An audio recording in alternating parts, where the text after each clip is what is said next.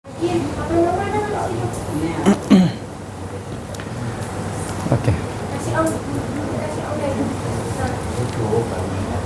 Bismillahirrahmanirrahim. Assalamualaikum warahmatullahi wabarakatuh. Innal hamdalillah nahmaduhu wa nasta'inuhu wa nastaghfiruh wa natubu ilaih wa na'udzu billahi min syururi anfusina wa min sayyiati a'malina. Man yahdihillahu fala mudhillalah wa may yudlil fala hadiyalah. Asyhadu an la ilaha illallah wahdahu la syarikalah wa asyhadu anna Muhammadan abduhu wa rasuluh la nabiyya wa la rasula ba'da. Amma ba'd. Tak lupa kita panjatkan puji syukur kehadirat Allah Subhanahu wa taala atas limpahan rahmat dan karunia-Nya. Di antara karunia yang terbesar adalah pada siang hari ini Allah Subhanahu wa taala memudahkan kita untuk berkumpul di kediaman Bapak Guru dan Ibu Gandhi ya. Masya Allah, semoga Allah berikan keberkahan. Kemudian Allah Subhanahu wa taala memberikan kita kemudahan, kesehatan sehingga kita bisa berkumpul di sini dalam rangka kita mempelajari ilmu agama. Kita sama-sama mendengarkan hadis-hadis Nabi Muhammad sallallahu alaihi wasallam. Semoga segala upaya yang kita lakukan, segala langkah kaki yang kita upayakan untuk bisa datang ke sini ya, untuk sama-sama kita berkumpul menuntut ilmu, diberi ganjaran oleh Allah Subhanahu wa taala sehingga menjadi pemberat amalan timbangan kebaikan kita di akhirat kelak. Salawat serta salam selalu tercurahkan kepada junjungan Nabi besar kita, Nabi Muhammad sallallahu alaihi wasallam, beserta keluarganya, sahabatnya, dan orang-orang yang mengikuti jejak beliau hingga akhir zaman nanti. Baik, Bapak-bapak, Ibu-ibu, bagaimana kabarnya semuanya? Alhamdulillah. Alhamdulillah, ini sudah merupakan kegiatan reuni ya. Reuni Jamaah Umroh Cahaya Amanah Wisata. Ini kita sudah melakukan pertemuan yang ketiga, alhamdulillah ya. Pertemuan pertama kita hanya temu kangen ya, kita ngobrol, Masya Allah. Kemudian pada pertemuan kedua mulai kita mengambil manfaat lebih dengan ada kajian ya. Dan alhamdulillah sekarang temu kangen yang ketiga kita bisa sama-sama berkumpul lagi dengan jumlah yang Masya Allah ya. Ini hampir 2 kali lipatnya dari pertemuan yang kedua kemarin ya. Semoga Allah berikan kemudahan ya, keberkahan. Allah berikan ganjaran bagi siapapun yang ikut andil dalam mensukseskan acara ini ya. Baik Bapak Ibu yang semoga dirahmati Allah Subhanahu wa taala. Pada pertemuan kali ini insya Allah kita akan membahas ya sebuah tema, yaitu tentang bukti cinta kepada Nabi Muhammad sallallahu alaihi wasallam. Jadi memang kita sering menyebut kata-kata cinta kepada Nabi sallallahu alaihi wasallam, cuman terkadang kita belum menunjukkan bukti kecintaan kita kepada Nabi Muhammad sallallahu alaihi wasallam. Maka yang harus kita ketahui pertama kali bahwasannya wajib bagi setiap kaum muslimin untuk mencintai baginda Rasul sallallahu alaihi wasallam.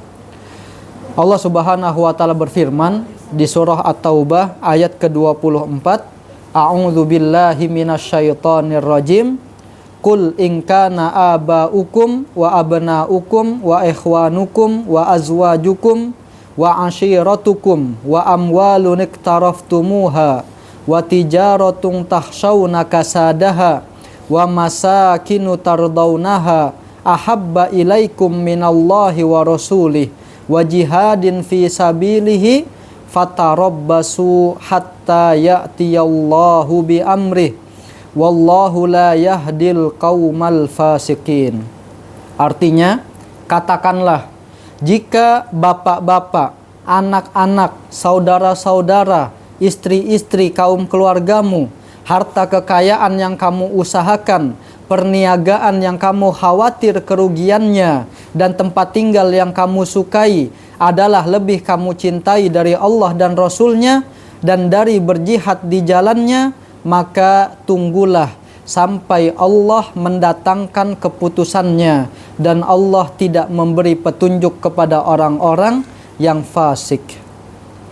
Ibnu Katsir rahimahullah mengatakan, jika semua hal-hal tadi lebih dicintai daripada Allah dan Rasul-Nya serta berjihad di jalan Allah, maka tunggulah musibah dan malapetaka yang akan menimpa kalian.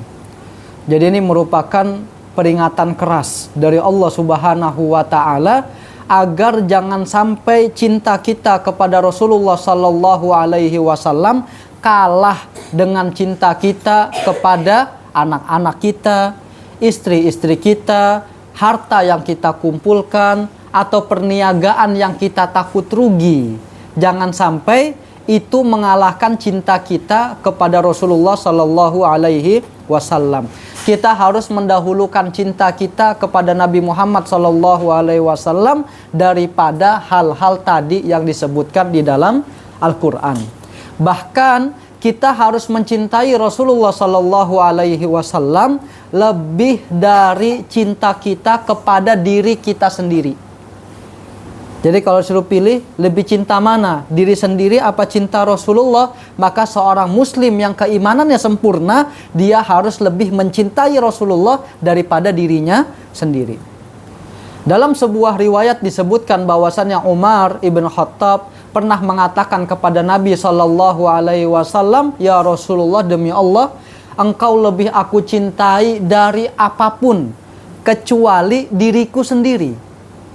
Maka kata Rasulullah sallallahu alaihi wasallam, "Tidak, wahai Umar, sampai engkau mencintai aku lebih dari cintamu kepada dirimu sendiri." Maka kata Umar ketika mendengar sabda Rasulullah SAW mengatakan, "Sekarang aku lebih mencintai engkau daripada segala apapun, bahkan lebih cinta daripada diriku sendiri." Baru kata Rasulullah sallallahu alaihi wasallam, "Al-ana ya Umar." Sekarang ya Umar, baru imanmu sempurna. Jadi kalau kita masih belum sampai tingkatan cintanya melebihi cinta kepada diri kita, belum sempurna keimanan kita. Dan ini merupakan kewajiban bagi setiap kaum muslimin. Kita ambil ibarat sedikit, misalkan ada pilihan.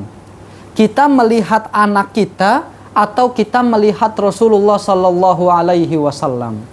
Kalau orang yang lebih memilih melihat anaknya daripada melihat Rasulullah sallallahu alaihi wasallam, ini jelas berarti dia lebih cinta kepada anaknya daripada cinta kepada Rasulullah sallallahu alaihi wasallam. Kalau dia lebih mencintai melihat Rasulullah sallallahu alaihi wasallam daripada melihat anaknya, berarti terlihat di sini bahwasannya dia lebih mencintai Nabi Muhammad sallallahu alaihi wasallam. Cuman contoh seperti ini sudah nggak mungkin terjadi pada kita, karena kita nggak mungkin lagi melihat Rasulullah di keadaan sekarang kita masih hidup. Sekarang Rasulullah SAW sudah wafat, sudah meninggal dunia. Maka ada contoh yang lebih mirip dengan hal itu, ya. Ibaratnya adalah misalkan kita di sekolah, ada anak kita di sekolah mungkin ya, mendapatkan ujian. Ujiannya apa? Wali kelasnya misalkan nggak suka anak perempuan yang pakai kerudung. Ketika anak perempuan itu pakai kerudung, wali kelasnya kasih nilai apa? Kurang daripada yang lain, misalkan.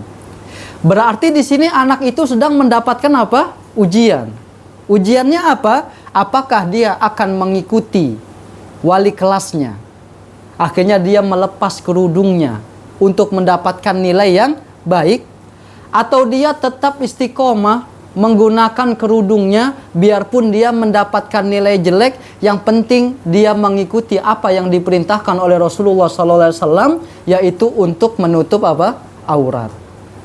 Sehingga di sini terlihat betul bagaimana kecintaan dia kepada Nabi Muhammad SAW. Apakah dia akan mengikuti apa yang diperintahkan oleh Rasulullah SAW untuk tetap menutup auratnya dengan menggunakan kerudung, atau dia justru kalah cintanya kepada Rasulullah, justru mengikuti apa yang diperintahkan oleh gurunya misalnya, atau apa yang disukai oleh teman-temannya. Kalau pakai kerudung misalnya dikucilkan, ya.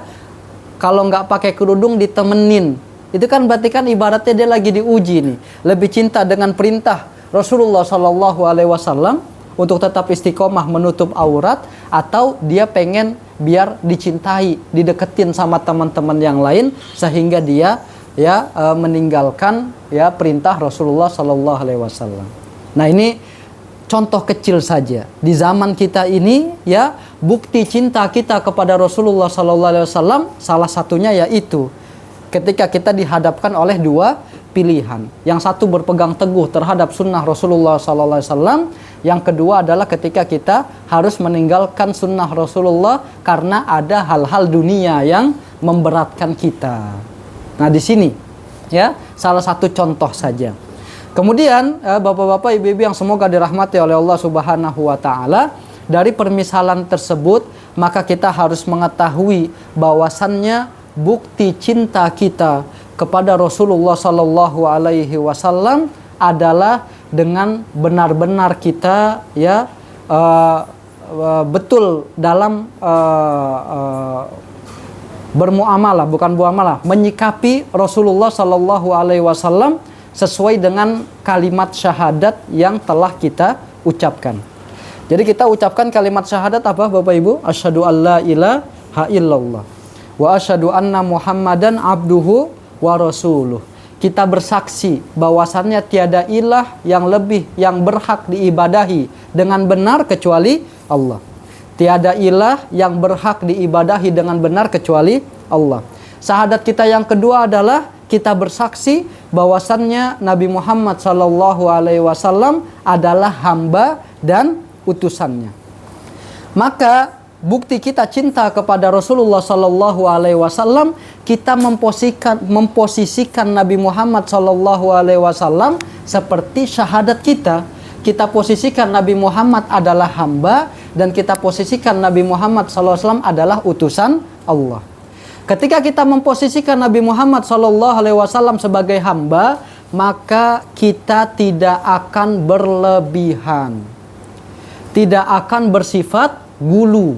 Kalau kita sudah bersifat gulu, berlebihan terhadap Nabi Muhammad SAW sampai memposisikan Nabi Muhammad SAW di atas hamba, tingkatannya di atas hamba posisinya, maka itu bukanlah bukti cinta kepada Nabi Muhammad SAW.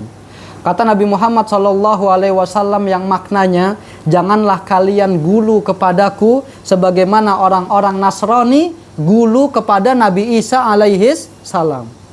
Apa berlebihannya orang-orang Nasrani kepada Nabi Isa alaihis salam? Nabi Isa alaihis salam dianggap sebagai apa? Tuhan, salah satu dari yang tiga. Nabi Isa alaihissalam dianggap sebagai anak Tuhan. Ini berarti udah memposisikan Nabi Isa alaihissalam lebih dari kapasitasnya. Nabi Isa alaihissalam adalah hamba. Maka jangan sampai memposisikan Nabi Isa alaihissalam melebihi hal tersebut. Begitu juga kepada Nabi Muhammad SAW. Kalau kita cinta kepada Rasulullah SAW, maka bukti cinta kita yang pertama, jangan kita gulu berlebihan kepada Nabi Muhammad SAW. Kemudian di antara bentuk gulu berlebihan kepada Nabi Muhammad SAW yaitu berdoa kepada Nabi Muhammad SAW atau keluarganya. Atau kalau enggak berdoa, dia bertawassul dengan Nabi Muhammad SAW. Nah, ini salah satu bentuk gulu. Jadi ketika berdoa kepada Allah Subhanahu wa taala, dia sebutkan dulu nama Nabi Muhammad sallallahu alaihi wasallam. Dengan mengatakan apa? Ya Allah, dengan menyebut nama nabimu Muhammad sallallahu alaihi wasallam, maka kabulkanlah doaku. Ini termasuk apa? Gulu, berlebihan kepada Nabi Muhammad sallallahu alaihi wasallam. Nabi Muhammad sudah meninggal. Maka kita ya tidak boleh ya bertawassul dengan Nabi Muhammad sallallahu alaihi wasallam. Karena hal ini pernah terjadi di zaman Umar ibn Khattab. Ketika waktu itu kemarau panjang, tidak hujan, maka Umar bin Khattab meminta paman beliau, yaitu Abbas, untuk apa? Untuk memimpin sholat istisqa, minta hujan. Kemudian kata Umar bin Khattab apa? Ya Allah, dulu ketika Nabi Muhammad SAW masih hidup, ya, kami bertawassul dengan Nabi Muhammad SAW. Arti tawassul ini mana? Datang ke Nabi Muhammad, minta Nabi Muhammad untuk mendoakan. Sekarang Nabi Muhammad SAW telah meninggal dunia, maka kami bertawassul dengan pamannya, yaitu Abbas. Sehingga pada waktu itu yang memimpin doa, memimpin sholat, meminta hujan adalah pamannya, yaitu Abbas ibn ya Abdul Muttalib. Kalau memang ya bertawassul dengan Nabi Muhammad SAW ketika meninggal itu benar, maka Umar bin Khattab, salah satu sahabat yang paling alim dengan ilmu agama, dia nggak mungkin manggil pamannya Abbas, tapi langsung saja ke Nabi Muhammad SAW, kuburannya dekat. Ya, tapi karena hal itu tidak boleh, maka ya Umar bin Khattab radhiyallahu anhu, beliau meminta Abbas, bertawassul dengan Abbas yang masih hidup untuk memimpin doa sholat, kemudian doa minta hujan, dan Allah turunkan hujan. Jadi bagi jamaah umroh mungkin ada melihat di sana ada masjid, namanya masjid apa? Masjid Gomama, ya. Masjid Gomama itu masjid mendung. Jadi di situ tempat Abbas memimpin sholat, kemudian minta hujan, dan dibangunkanlah masjid di situ sebagai ya situs sejarah. Bahwasannya disitulah dulu ya Abbas ibn Abdul Muttalib memimpin sholat minta hujan, kemudian berdoa kepada Allah Subhanahu wa taala untuk diturunkan hujan, dan Allah kabulkan doanya, Allah turunkan hujan. Jadi di sini.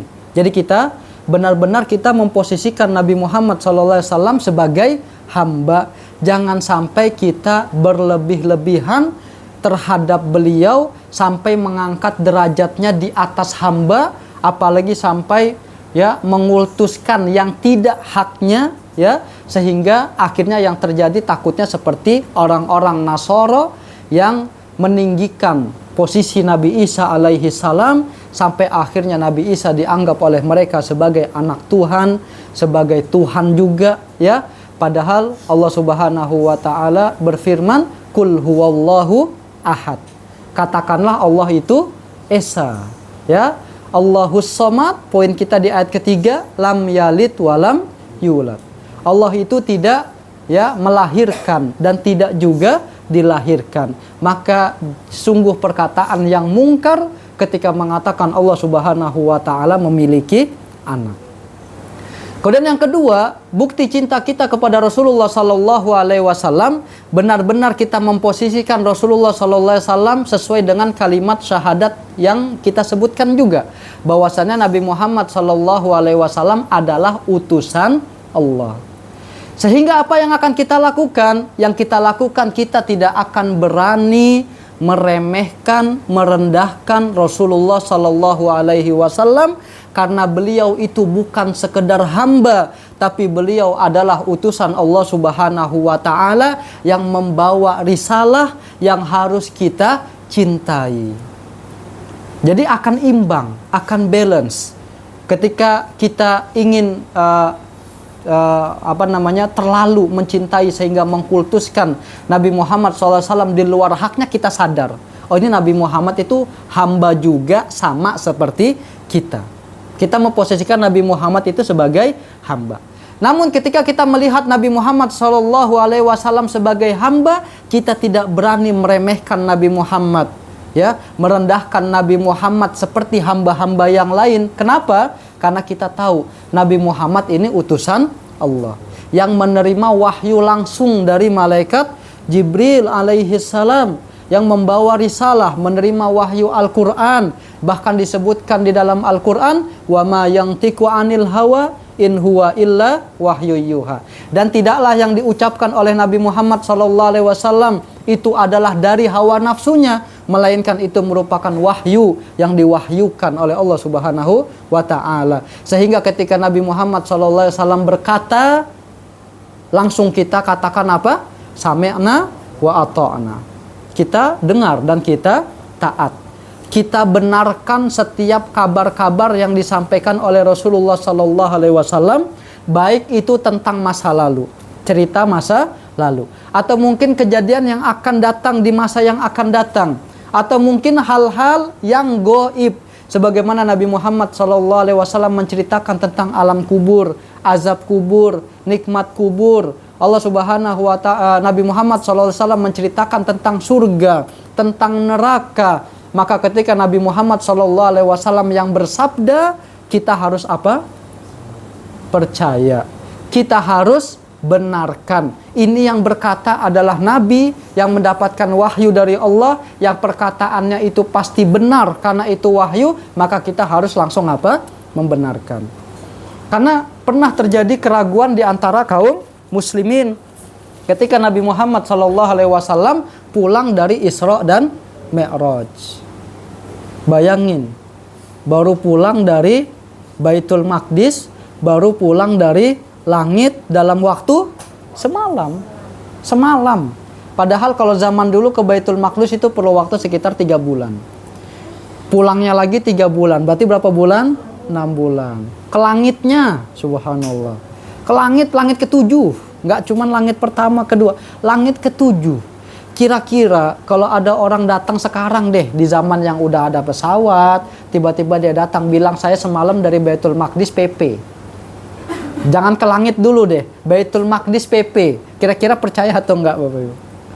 Padahal ada pesawat loh. Percaya atau tidak? Perjalanan ke Baitul Maqdis bisa berapa jam?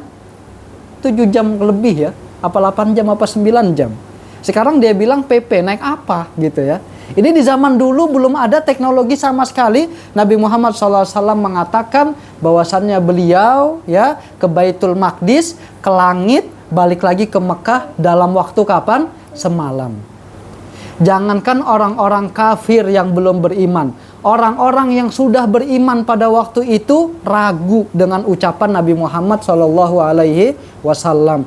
Bahkan Abu Jahal, Fir'aunnya ya zaman ini ya, umat ini, Fir'aunnya umat ini, dia bilang apa? Tinggal 1 orang lagi yang kalau dia ragu udah hancur Islam itu. Siapa itu? Abu Bakar As-Siddiq. Dan ketika Abu Jahal mengatakan kepada Abu Bakar tentang apa yang terjadi terhadap Rasulullah SAW, apa yang dikatakan oleh Rasulullah, apa kata Abu Bakar? Kalau yang berkata Muhammad, maka saya percaya. Kalau memang itu ada tembok, ini semakna ya, ada tembok berwarna hitam, kemudian Muhammad mengatakan itu tembok warna putih, ini kata-kata yang semisal, maka kata Abu Bakar apa? Saya akan butakan mata saya akan ikut apa yang dikatakan oleh Nabi Muhammad SAW. Ingat, ini bagaimana keimanan dari Abu Bakar. Sehingga Abu Bakar datang bisa meyakinkan ya kepada semua orang bahwasannya dikatakan Nabi Muhammad SAW itu benar, dengan meminta Nabi Muhammad menunjukkan tentang Baitul Maqdis itu kayak gimana, jalan-jalannya kayak gimana, ditunjukkan semua oleh Nabi Muhammad SAW, sehingga pada waktu itu nggak ada yang bisa mendustakan apa yang dikatakan oleh Nabi Muhammad. Bahkan yang luar biasanya Nabi Muhammad bilang apa? Semalam itu ada kafilah dagang yang pengen pulang ke Mekah. Ya sekitar 3 hari lagi lah sampai gitu ya. Ternyata betul 3 hari berikutnya datang itu kafilah. Nah, ini luar biasa bagaimana benarnya yang disampaikan oleh Rasulullah SAW, dan hendaknya sikap kita sama seperti Abu Bakar As-Siddiq radhiyallahu anhu, yang mana ketika yang berkata itu Nabi Muhammad SAW, maka mempercayai apa yang dikatakan oleh Nabi Muhammad SAW. Kemudian Bapak Ibu yang semoga dirahmati Allah Subhanahu wa taala, tadi kita di dalam kalimat syahadat kita ucapkan bahwasannya Nabi Muhammad sallallahu alaihi wasallam adalah utusan Allah. Maka bukti cinta kita kepada Rasulullah sallallahu alaihi wasallam adalah dengan mengamalkan apa-apa yang diajarkan oleh Rasulullah sallallahu alaihi wasallam. Dengan kita melakukan ya ibadah-ibadah yang diperintahkan oleh Rasulullah sallallahu alaihi wasallam. Kita harus yakin bahwasannya agama ini semuanya datang dari Nabi Muhammad sallallahu alaihi wasallam. Ketika Nabi Muhammad sallallahu alaihi wasallam mengatakan ini adalah suatu ibadah, maka kita lakukan. Namun kalau misalkan Nabi Muhammad sallallahu alaihi wasallam enggak pernah mengatakan itu adalah ibadah, tiba-tiba ada orang lain mengatakan itu adalah ibadah, maka gimana sikap kita? Ya kita jangan ikuti orang tersebut. Dia tiba-tiba mengatakan ada ibadah yaitu sholat subuh ya dilakukan 4 rakaat. Kenapa sholat subuh 4 rakaat? Soalnya rakaatnya lebih banyak, lebih bagus. Ini ibadah yang bagus. Jadi sholat subuh 2 rakaat itu kurang bagus. Yang lebih bagus adalah sholat subuh berapa? 4 rakaat. Ini dia katakan seperti itu. Sementara kita lihat di kitab-kitab fikih, di hadis-hadis yang dilakukan oleh Nabi Muhammad SAW, sholat subuh berapa rakaat? 2 rakaat. Berarti yang ibadah yang betul yang dilakukan orang itu 4 rakaat, apa yang dicontohkan oleh Nabi Muhammad 2 rakaat? Yang 2 rakaat. Tapi kan rakaatnya lebih banyak yang 4. Harusnya pahalanya lebih banyak dong. Kan nambah 2 lagi 4. Bagaimana? Ya, itu tentu ibadah yang salah. Berarti anggapan-anggapan baik terhadap agama itu salah. Kalau ada orang mengatakan, kan sholat subuh 4 rakaat lebih baik. Jadi nambah berapa rakaat? 2 rakaat. Jadi banyak ibadahnya gitu kan. Ini anggapan baik. Betul atau tidak? Anggapan baik orang itu. Tapi yang harus kita ketahui, anggapan baik seperti ini tidak menjadikan hal itu menjadi ibadah. Tidak menjadi ibadah. Bahkan ketika dilakukan enggak mendapatkan apa? Pahala. Karena yang dicontohkan oleh Nabi Muhammad SAW adalah sholat subuhnya berapa rakaat? Nabi Muhammad SAW mencontohkan puasa, sahur, kemudian azan maghrib, buka. Ada orang bilang, saya mah kuat 24 jam. Biar pahala saya lebih banyak, ya, biar pahala saya lebih banyak, saya maunya bukanya jam 12 malam lah gitu. Lumayan nambah berapa jam itu kan puasa. Ini anggapan baik atau bukan? Tapi apakah itu menjadi suatu ibadah? Tidak. Nabi Muhammad SAW ya bersabda yang maknanya ya hendaklah seseorang itu menyegerakan apa? Berbuka. Begitu datang azan maghrib langsung apa? Buka. Gak usah sok-sokan masih kuat sampai jam 12 malam, gak usah. Nabi Muhammad bilang apa? Azan langsung buka. Yaudah kita ikutin apa yang dilakukan oleh Nabi Muhammad SAW. Nabi Muhammad SAW menikah. Tiba-tiba ada orang bilang, saya kalau nikah mah takutnya ibadahnya jadi nggak apa? Jadi kurang. Karena ngurusin apa? Ngurusin anak istri. Harus kerja. Tapi kalau saya nggak nikah kan, ya saya bisa kerja 2 jam doang, dapat duit 30.000 juga udah bisa makan itu. Sisanya saya pakai untuk apa? Ibadah. Jadi saya nggak maulah nikah gitu ya. Padahal Nabi Muhammad SAW mencontohkan menikah tidak? Menikah.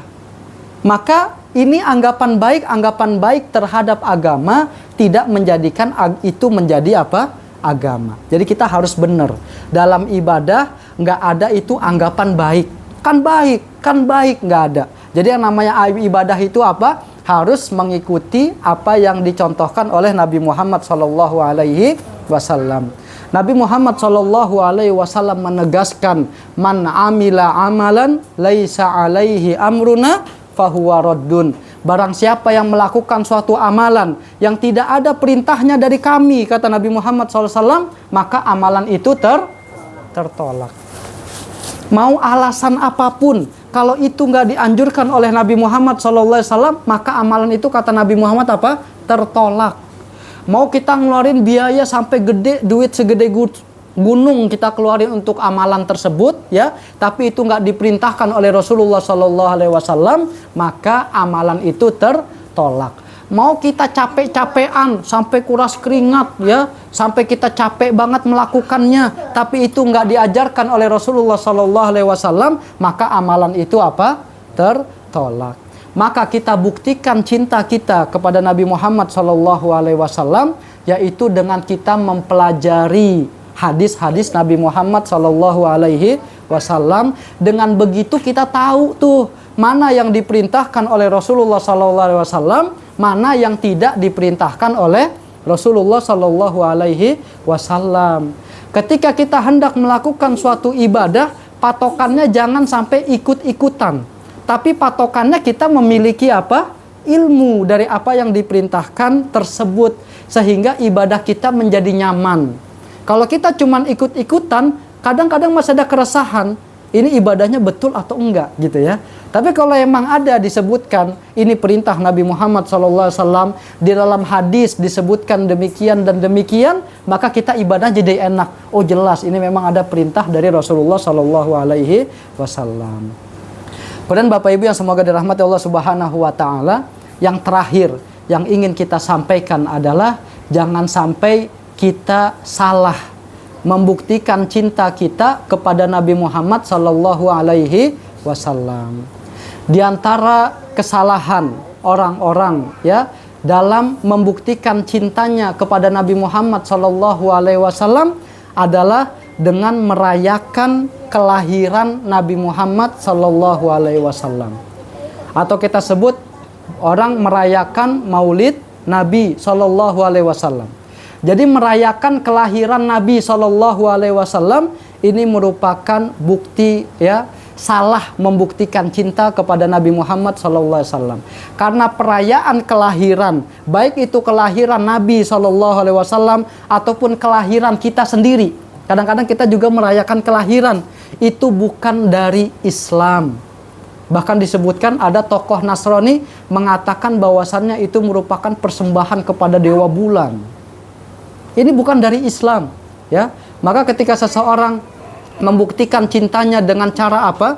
Merayakan Maulid Nabi Shallallahu Alaihi Wasallam dan bahkan mengatakan orang yang nggak merayakan kelahiran Nabi Muhammad berarti nggak cinta, ini salah pengertian. Jadi bukti cinta itu dengan yang kita sebutkan di awal, ya. Bukan dengan merayakan Maulid Nabi, kelahiran Nabi Shallallahu Alaihi Wasallam.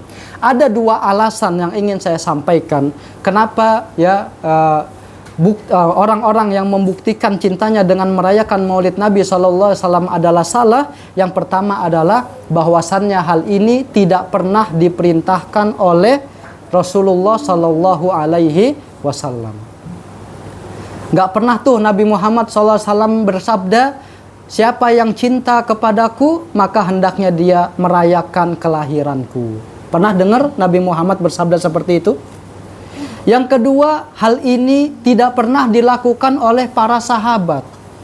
Kira-kira kita lebih cinta kepada Nabi atau para sahabat lebih cinta? Para sahabat lebih cinta, tapi para sahabat nggak pernah melakukan perayaan Maulid Nabi SAW. Kemudian, ya, generasi terbaik yaitu tabi'in. Kemudian tabi'ut tabi'in. Tabi'in itu orang yang melihat sahabat. Tabi'ut tabi'in itu orang yang melihat tabi'in. Mereka merupakan generasi terbaik. Mereka tidak pernah melakukan perayaan Maulid Nabi Shallallahu Alaihi Wasallam. Bahkan para ulama madhab yang 4 tidak ada membahas tentang Maulid Nabi Shallallahu Alaihi Wasallam. Kalau kita lihat di kitab fikih Imam Asy-Syafi'i, kalau ada bab di daftar isinya, bab perayaan Maulid Nabi, disebutkan oleh Imam Syafi'i rukun-rukunnya, disebutkan sunnah-sunnahnya, maka ya kalau kita lihat ternyata tidak ada. Ternyata tidak ada. Maka ketika seseorang melakukan hal tersebut, dia telah menyelisihi, karena Nabi Muhammad SAW tidak pernah memerintahkan. Dan tadi telah kita sebutkan sabda Nabi Muhammad SAW, barang siapa yang melakukan suatu amalan tidak ada perintahnya dari Nabi SAW, maka amalan itu tertolak. Yang kedua, yang ingin saya sampaikan mengenai Maulid Nabi, ya, yang biasa dilakukan oleh sebagian kaum muslimin, bahwasannya Maulid Nabi ini baru datang atau dikerjakan belakangan, yaitu ya sekitar pada tahun 362 Hijriyah. Dan ternyata yang pertama kali melakukan hal tersebut adalah Bani Fatimiyah. Jadi ada sebuah kerajaan, ya, di daerah Mesir, ya, mereka menyebutkan diri mereka adalah Bani Fatimiyah. Mereka mengatakan bahwasannya nasab mereka, ya, itu sampai kepada Fatimah. Mereka lah yang pertama kali merayakan Maulid Nabi Shallallahu Alaihi Wasallam. Mereka yang pertama kali merayakan kelahiran Nabi Muhammad Shallallahu Alaihi Wasallam. Dan para ulama mengatakan bahwasannya mereka adalah orang-orang Syiah Rafidhah. Mereka adalah orang-orang Syiah Rafidhah yang pertama kali melakukan Maulid Nabi. Kita bisa tanya kepada setiap kaum muslimin yang alim, ustadz, kiai, habib, kita tanya, siapa Syiah Rafidhah? Maka mereka akan mengatakan Syiah Rafidhah adalah orang-orang yang sesat. Mereka suka melakukan upacara, yaitu mengenang kematian Husain bin Ali dengan cara mencambuk-cambuk diri mereka sendiri. Mereka adalah orang-orang yang sesat, bahkan para ulama mengkafirkan mereka. Mereka merubah azan, merubah sholat, ya. Banyak yang mereka rubah, bahkan mereka lakukan, mereka katakan Al-Quran ini udah enggak apa? Udah enggak murni. Padahal Allah Subhanahu wa taala berfirman, "Inna nahnu nazzalna dzikra wa inna lahu lahafidun." Kamilah yang menurunkan Al-Quran ini dan kamilah yang akan menjaganya. Artinya apa? Sampai kiamat nanti Al-Quran ini akan terus apa? Ya, nggak akan mendapatkan perubahan. Karena yang menjaga langsung siapa? Allah Subhanahu wa taala. Dari dua hal ini, maka ini cukup membuktikan bahwasannya bukti cinta kepada Rasulullah Sallallahu Alaihi Wasallam bukan hanya dengan melakukan perayaan Maulid Nabi. Bahkan ini merupakan bukti cinta yang salah. Walaupun kalau kita lihat di Maulid, perayaan Maulid Nabi, di situ disebutkan sejarah-sejarah Nabi Muhammad. Di situ disebutkan tentang suri tauladan Nabi Muhammad Sallallahu Alaihi Wasallam. Mereka akan mengatakan yang ini kan baik, ini kan baik, ini kan baik. Tapi kita lihat ternyata prakteknya Nabi Muhammad, para sahabat, ulama-ulama terbaik, bahkan sampai ulama madhab Asy-Syafi'i tidak merayakan Maulid Nabi. Bahkan mereka juga sering menyebutkan sejarah-sejarah Nabi Muhammad. Mereka sering mentauladani Nabi Muhammad SAW, namun itu tidak di perayaan Maulid Nabi, tapi di setiap hari, di majelis taklim mereka, di kajian-kajian mereka, tidak menghususkan meneladani Nabi Muhammad SAW, mengikuti sejarah-sejarahnya ketika perayaan Maulid Nabi Muhammad SAW. Dan yang kedua adalah tentang siapa yang merintis, ya, perayaan ini. Ternyata ahli sejarah menyebutkan yang merintis perayaan ini adalah orang-orang yang semua kaum muslimin mengatakan mereka itu sesat, yaitu adalah orang-orang Syiah. Ya, kita bisa googling, mungkin kita bisa cari siapa itu Syiah. Mereka adalah orang-orang yang sesat, yang merubah Islam, bahkan mereka menghalalkan perzinaan dengan apa? Dengan nikah mut'ah. Nikah cuman seminggu, nikah cuman sebulan. Ini merupakan penghalalan zina dengan alasan apa? Nikah mut'ah, atau kita sering dengar dengan nikah apa? Kontrak. Ternyata mereka yang pertama kali, ya, merintis perayaan Maulid Nabi SAW. Maka ketika kita melakukan hal itu, apakah itu sebagai bukti kita cinta kepada Rasulullah SAW, ya, atau kita justru mengikuti orang-orang yang disepakati oleh setiap kaum muslimin mereka adalah sesat, yaitu orang-orang Syiah Rafidhah. Mungkin ini yang bisa saya sampaikan sebagai kesimpulan bahwasannya kita mencintai Rasulullah SAW dengan kita memposisikan Nabi Muhammad SAW dengan benar. Beliau adalah hamba sama seperti kita, maka jangan kita memberikan sifat-sifat ketuhanan kepada Nabi Muhammad SAW.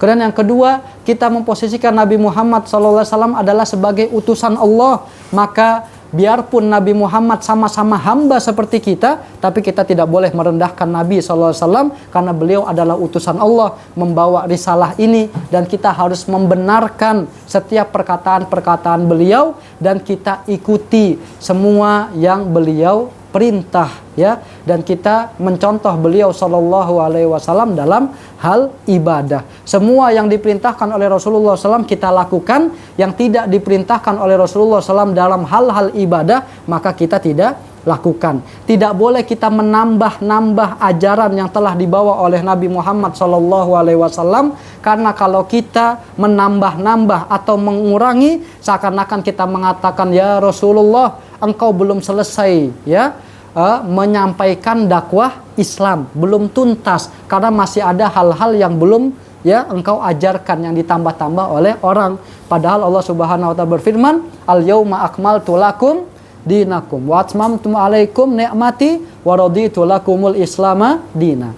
Sebelum Nabi Muhammad SAW wafat, Allah Subhanahu wa taala berfirman, pada hari ini telah kusempurnakan agamamu, dan telah aku sempurnakan juga nikmatku, dan aku telah ridho bahwasannya Islam adalah sebagai agama. Maka tidak perlu lagi agama Islam ini penambahan, tidak perlu lagi pengurangan. Kita hanya boleh mengikuti saklek apa yang dikatakan oleh Rasulullah SAW di dalam hadis-hadisnya ataupun yang ada di dalam Al-Quran. Berbeda dengan hal dunia. Kalau hal dunia silahkan lakukan, ya, inovasi sebanyak-banyaknya. Dulu orang berangkat umroh naik apa? Onta, naik kuda. Kita mau inovasi, naik pesawat, naik kapal, boleh. Itu dalam hal apa? Dunia. Tapi tata cara umrohnya nggak boleh dirubah. Fasilitasnya untuk ke sana kita pengen upgrade, mungkin nanti akan ada pesawat cepat yang sangat, itu boleh saja dilakukan. Tapi dalam inti agamanya tidak boleh. Ya, azan menggunakan speaker, ini speaker alat bantunya, nggak masalah. Yang penting azannya jangan dirubah. Tapi kalau misalnya cara azannya yang dulu orang-orang naik ke atas biar orang-orang itu mendengar suaranya, sekarang orang nggak boleh naik, nggak usah naik ke menara, cukup speakernya aja di atas, orangnya azannya dari bawah. Itu hal-hal dunia tidak masalah. Yang penting azannya jangan dirubah. Ya. Nah, seperti itu. Wallahu taala alam bisawab, ya.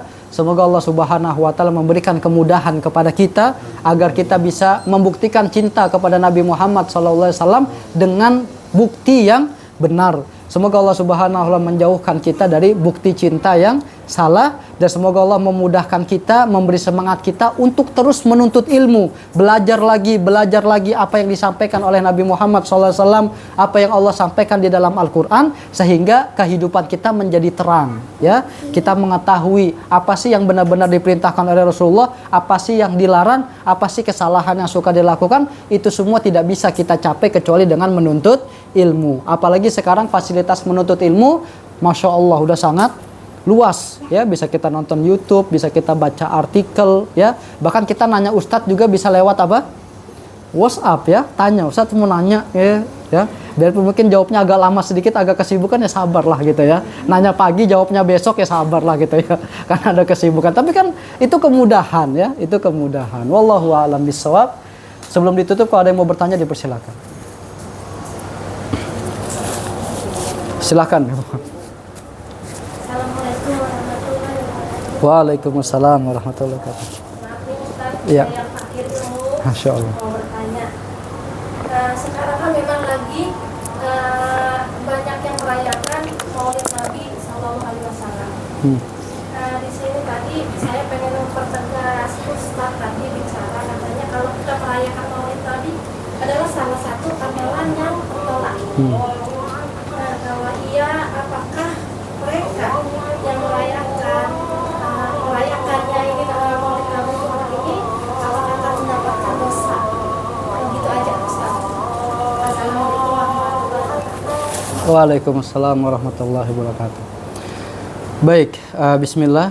Ya, wallahu a'lam bishawab. Tadi pertanyaannya adalah bahwasannya orang yang melakukan, ya, Maulid Nabi ini merupakan amalannya tertolak. Pertanyaannya, apakah mereka berdosa?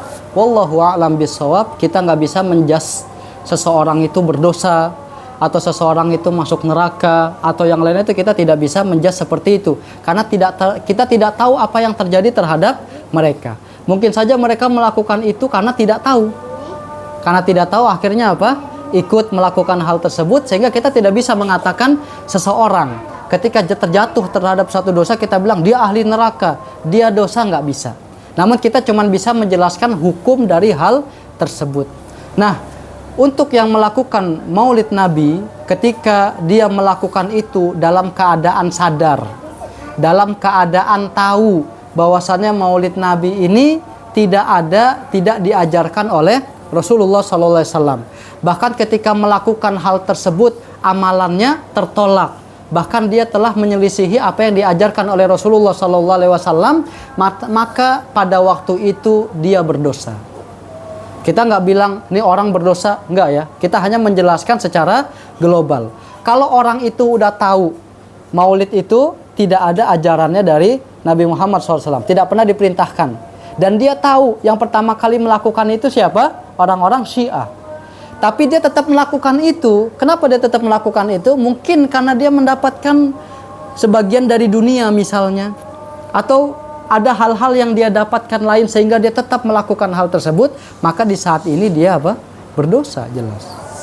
Tapi ketika seseorang itu tidak tahu, tiba-tiba dia baru dengar kabar, oh ternyata ini tidak ada perintah dari Rasulullah SAW, dan dia bertobat, maka yang dia lakukan tentu tidak berdosa, Allah ampuni. Karena pada waktu dia melakukan dia tidak tahu. Seperti orang yang lupa ya, atau dia tidak tahu terhadap apa ya contohnya ya.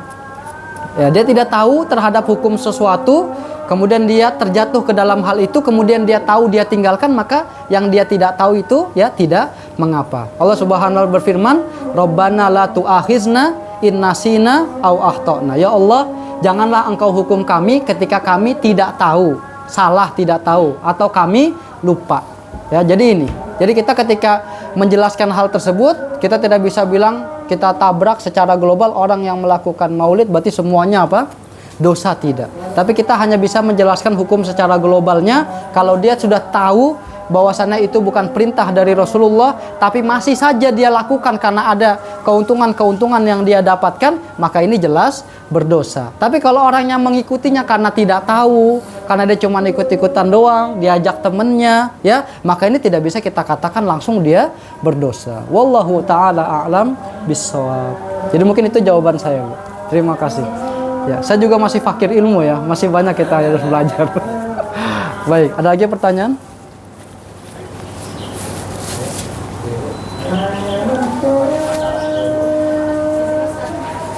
Ya.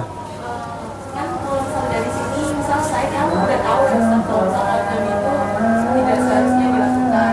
Nah, tapi kalau misal di rumah ada maulid Nabi, tapi kita cuma mau dengerin ceramahnya aja, atau kita mau salawat gitu kan. Itu apa juga termasuk kita menyalahgunakan ilmu yang udah kita dapat misalnya. Baik. Kayak kita dengar azan dulu bentar ya. La haula wala quwata illa billah.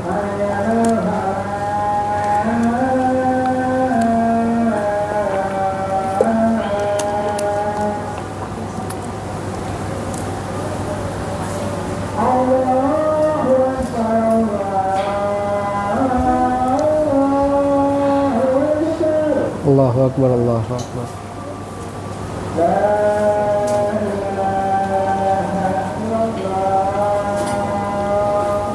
La ilaha illallah.